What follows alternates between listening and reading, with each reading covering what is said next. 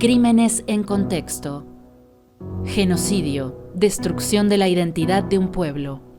Daniel Feierstein en charla con Quique Pessoa. ¿Cómo se da la transmisión generacional del terror? Bueno, voy a ver si lo encuentro allí en medio de las redes a Daniel Feierstein para seguir un poco el tema este que habíamos encarado ya hace algunos capítulos, que es el tema de los genocidios. Y la verdad que tengo un par de preguntas para hacerle hoy, pero primero tengo que saber si él está ahí. Daniel Feierstein, ¿estás ahí? Aquí estoy, Quique, ¿cómo va? Bueno, todo bien, todo bien en, como decía Omar Moreno Palacios, dentro de la sencillez del conjunto. Algunas cosas bien y otras no tanto, pero vamos a remitirnos a nuestro tema, básicamente, que en realidad es tu tema. Yo solo escucho y trato de comprender algunas cuestiones y tengo algunas preguntas. Respecto del genocidio, me preguntaba cómo es que se transmite, no te digo la memoria del horror, pero al menos la memoria. Porque, a ver, entre nosotros sabemos que somos medio flojitos de memoria. Y entonces, si no lo estudiamos bien, si no hacemos bien los deberes, me parece que va a ir desapareciendo lentamente esa memoria. ¿Cómo se la transmitimos a los jóvenes? ¿Cómo los jóvenes se enteran del horror que hubo? Esa es la pregunta. Es que es un poco más complicada esa transmisión, Quique, y por eso me parecía que es una muy buena pregunta, un lindo tema para charlar, A ver. porque uno tiene como la intuición de que lo que se transmite es solamente lo que se cuenta, Sí, ¿sí? sí. O en todo caso, como decías, lo que no se cuenta, ¿sí? Y uno, en todos los temas, no solo en el genocidio, pero ahora lo vamos a ver después en detalle en el genocidio, ¿no? Pero uno en general cuando transmite, y sobre todo cuando transmite generacionalmente, esto es un padre a un hijo, un abuelo a un nieto, transmite lo que dice, pero sobre todo es mucho más fuerte todo lo que uno transmite de modos no verbales. Ajá. Esto es, cosas que uno hace sentir a sus hijos a partir de las propias historias, los propios miedos, las propias frustraciones, los propios logros, ¿sí? Y que no necesariamente se estructuran en una narración, ¿no? O sea, no necesariamente se cuentan, sino que se transmiten a veces de modos que es casi imposible de describir, ¿sí? Pero que sin embargo dejan efectos mucho más fuertes, porque a veces el hijo no sabe cómo explicarlo, cómo ligarlo, de dónde viene, pero sí tiene algo adentro que le fue transmitido, para bien o para mal, ¿no? Sí, pero necesito que me aclares más, porque lo que me estás de alguna manera manifestando es una especie de sensación a transmitir, pero ¿cómo se hace para transmitir eso? Porque, a ver, los libros te pueden contar, te pueden relatar, los viejos también te pueden relatar, vení nene, sentate que te voy a contar. Pero ¿cómo se transmite eso que es medio indescriptible? Mira, justamente el desafío es si uno puede tratar de ponerle palabras a eso que de todos modos se transmite. Pero te voy a dar algunos ejemplos, porque si no por ahí parece como muy abstracto, ¿no? Cuesta entenderlo, ¿no? Pero te voy a dar algún ejemplo por ahí hasta personal que se puede entender, porque bueno, yo era niño al inicio de la dictadura, ya no tan niño cuando termina, pero en el momento del golpe yo era niño y recuerdo que para mostrarte una transmisión posible, que fue en el momento, después hay que ver cómo funcionan esas transmisiones después, ¿no? Que nosotros habíamos hecho una experiencia en los kibutzim israelíes antes de la dictadura, donde yo me crié, nací en Argentina, pero nos fuimos ahí. Y en una de las clases en la escuela primaria, cada uno tenía que elegir contar alguna experiencia de su vida, y Sí. yo estaría en primer grado o en segundo grado, Ajá. y decidí contar la maravilla de los kibutzim israelíes, el socialismo y la distribución de la riqueza, y después llegué a casa y se lo conté a mi padre, Sí. y no me dijo nada, ¿sí? En el sentido de lo que se transmite directamente, pero el terror que le atravesaba el cuerpo, digamos, y se transmitió en el semblante, te Sí. podría decir, Sí. en una escuela primaria en el año 76, un niño con un interventor de la escuela, además que había sido carcelero en Ushuaia, Sí, señor. ¿sí? Y había venido de ahí a ser director de la escuela en plena dictadura militar, Sí. y un niño contando las maravillas de la experiencia del socialismo Ah. en un kibutz, Sí. era, a esto me refiero, un terror que no tuvo ninguna palabra, era una cara, era un cuerpo rígido, Sí. era un sentimiento que logra una transmisión Claro. infinitamente más potente que cualquier palabra. Claro, pero Entonces, eso sucede porque vos estabas en ese momento perceptivo. Porque si no hay algo que sea realmente o dicho o expresado de alguna forma, ya entra a depender pura y exclusivamente de tu sentido de la percepción y de la percepción en ese momento, con tu edad, etcétera. Vos lo pudiste no, pero percibir. a lo que me refería aquí que no, es que ese tipo de transmisión, esto es, Sí. el terror, el miedo, la desconfianza que se generó en toda una generación en el contexto del genocidio, es imposible no transmitirla a la generación siguiente, Ajá. porque los niños están muy atentos todo el tiempo a esas sensaciones en sus padres, Sí. aun cuando no haya una intención de transmitirlas.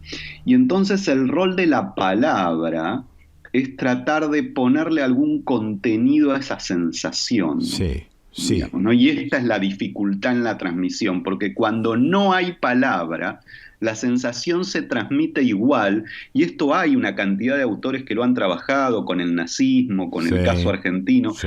cómo esa sensación se transmite igual, pero ese niño que después crece sabe que hay un terror ahí, pero no tiene cómo explicarlo, Ahora, ¿no? Entonces esto que me contás, digamos, es casi accidental que suceda.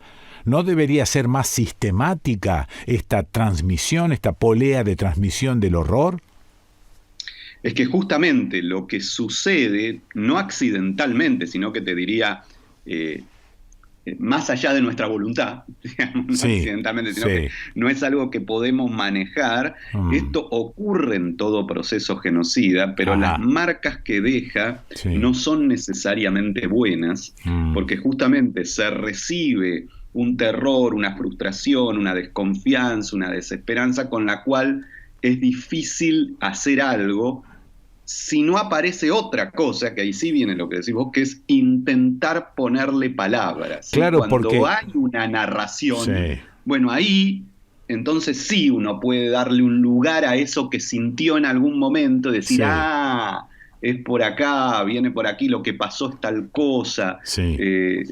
Esto que yo sentía o que percibí o que me legaron sin saberlo tiene este origen, lo puedo entender de tal manera, Está bien, lo puedo repensar. está ¿no? bien, pero yo me quedé pensando en que esos testigos presenciales que pueden tener esa sensación del horror y transmitirla a su vez, están desapareciendo. Digamos, puede haber testigos presenciales del genocidio reciente, pero del genocidio nazi, por ejemplo, ya no hay más testigos como para que nos transmitan ese horror.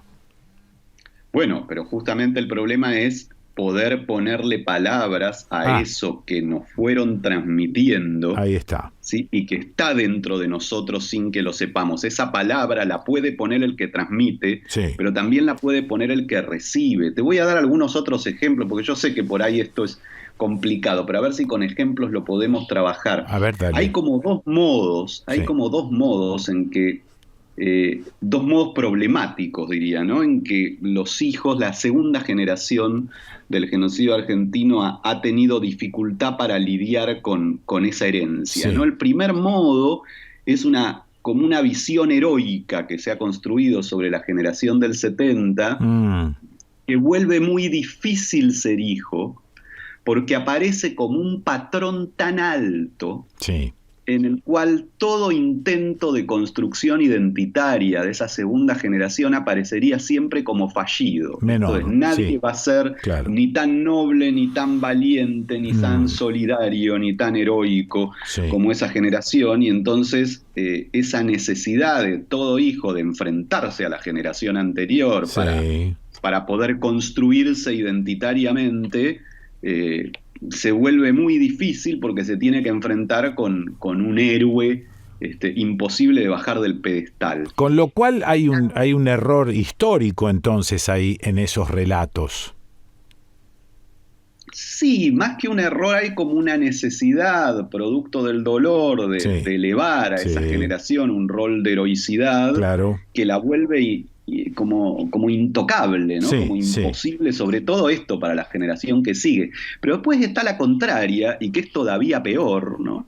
Que es lo que yo llamo la visión, porque esta es la que llamo la visión heroica, y después Ah, estaría lo que llamo la visión renegada, que es la visión de una generación que fracasó, que es responsable del horror, que fue por desatar la violencia, que se desató todo esto, que lo podemos ver sobre todo en toda una especie de, lo llamaría intelectualidad arrepentida, ¿sí? O toda sí. una cantidad de sectores Mm, que han avanzado en estas lógicas de dos demonios y que también dificulta mucho construir una herencia porque es muy difícil enfrentarse a un padre o a una generación de padres sí. heroicos e intocables, pero Mm, todavía es más difícil retomar algo de una generación que se define a sí misma como frustrada o sí, sí, renegada o fallida, sí. porque bueno, ¿qué cosa recupera uno? Sí. Ahora ya hay una tercera generación de jóvenes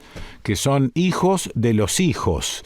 Y yo, bueno, yo tengo algunos testimonios, casi te diría personales, de hijos que no tienen ninguna admiración por esos padres heroicos, e inclusive que les reprochan abandonos, que les reprochan lejanía, en lugar de estar admirándolos, medio como que los rechazan, y conozco varios de estos ejemplos. Es que por eso digo que esas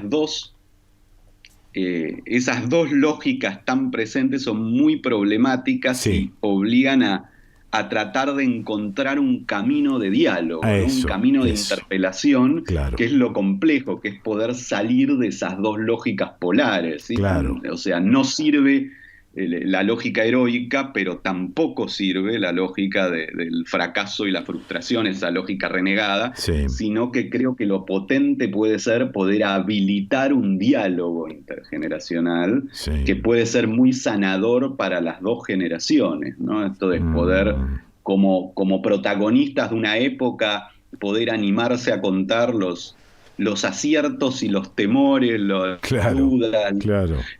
y como hijo poder escuchar esa narración sin que se transforme ni en una historia heroica ni en una historia de puro fracaso y renegación, ¿no? Y creo que es el gran desafío Eso. en la transmisión de un proceso genocida, cómo generar ese diálogo intergeneracional, como vos decís, no solo con los hijos, sino con los nietos, de los hijos con los Claro, nietos, de los abuelos con los exactamente. nietos, Sí, cómo poder generar ese diálogo, ¿no? exactamente, porque estaba pensando en este caso puntual que te cito, de un hijo de aquellos héroes que de alguna manera reclama un montón de cuestiones y que le cuenta a su propio hijo del abuelo o la abuela. Y ahí se complica todavía un poco más el tema. Claro, porque justamente falta ese diálogo con su padre para poder dar otra versión a su hijo, ¿sí? En Sí, esa claro, generación claro. intermedia. ¿En qué sentido? Que todavía tiene tanto dolor por ese abandono que siente, que es difícil Ajá. entender a su padre como humano, Claro, ¿no? Y ponerlo en claro. lugar de la dificultad que puede haber implicado esa vida en esa circunstancia histórica, pero que es poder sacar a ese padre de los dos lugares, ¿no? Y Del cuando, héroe, o en sí, todo caso del fallido, ¿no? claro, y cuando pasan más generaciones, como en el caso del genocidio nazi.